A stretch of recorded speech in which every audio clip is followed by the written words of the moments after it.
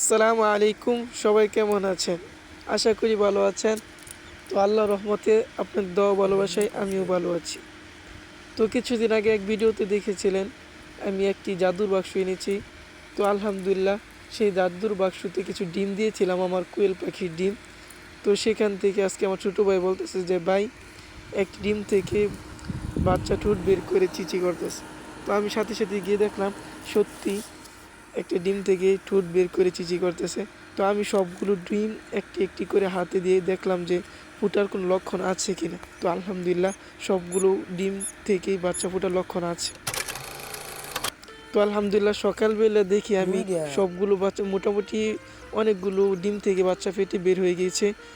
তো দুঃখের বিষয় হয়েছে, আমি যে পানি দিয়েছিলাম আর্দ্রতা বাড়ানোর জন্য, সেই কাপের ভিতরে বাচ্চা ফুটে কিছু একটার উপর আরেকটা উঠে সেই কাপের উপরে উঠে যায়, সেখানে পড়ে গিয়ে পানি ছিল যে সেখানে মারা যায়। প্রায় 6টা বাচ্চা মারা যায়। তো এটার জন্য খুবই কষ্ট লাগতেছে।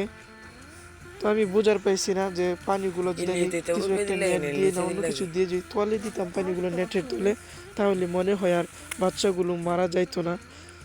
তো এটা কিছু করার নাই, প্রথমবার বোঝার পাইছি না। তো এখানে প্রায় 6টা বাচ্চা মারা গিয়েছে, কিচ্ছু করার নাই, সেটা বোঝার আর যারা বোঝেন অবশ্যই কমেন্টে বলে দিতে পারেন যে কীভাবে পানি দিতে হয়। তো আলহামদুলিল্লাহ পরের দিন সকালবেলা দেখলাম প্রায় অনেকগুলো বাচ্চা ফুটে বের হয়ে গিয়েছে। তো আমি ডিমগুলো সরিয়ে দিয়েছি, ডিমের খোসাগুলো। তো এটা কিন্তু একটা খুশির বিষয়। তো অনেক খুশি লাগতেছে যে আমার পাখির ডিম থেকে বাচ্চা বের হয়েছে। এই সবগুলো কিন্তু আমার পাখির ডিম। তো এখানে সুন্দর সুন্দর 2টা বাচ্চা হয়েছে সাদা।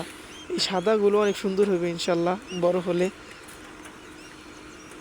তো দীর্ঘ 17 দিন অপেক্ষা করার পর আমার জাদুর বাক্স থেকে বাচ্চা ফুটে বের হলো। এই 17 দিন অনেক অপেক্ষায় ছিলাম এই দিনটার জন্য। তো অবশ্যই দোয়া করবেন আমার পাখিগুলোর জন্য, যেন পাখিগুলো সুস্থ স্বাভাবিক থাকে। আপনাদেরকে সবসময় দেখানোর চেষ্টা করব। তো অবশ্যই আমাদের পেজটি ফলো করবেন আর ইউটিউব চ্যানেলটি সাবস্ক্রাইব করবেন। আলহামদুলিল্লাহ আপনারা মনে হয় অনেকে দেখেছেন, আমি আরেকটি ভিডিও দিয়েছিলাম, আমি কিছু ফার্মি মুরগি এনেছি। তো আলহামদুলিল্লাহ এখন পর্যন্ত ফার্মি মুরগিগুলো সুস্থ আছে। তো অবশ্যই আমাদের সেই মুরগির জন্য দোয়া করবেন, ফার্মি মুরগির জন্য যেন সেই মুরগিগুলো সুস্থ থাকে।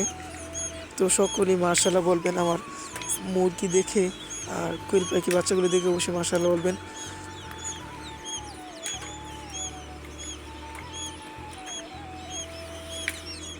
এটা কিন্তু আমার পাখির 20 ডিম। তো এখান থেকে আলহামদুলিল্লাহ সবগুলো ডিম থেকে বাচ্চা বের হচ্ছে। তো যদি কারো 20 ডিম লাগে অবশ্যই আমাকে বলতে পারেন, আমি আপনাদেরকে দেওয়ার চেষ্টা করব।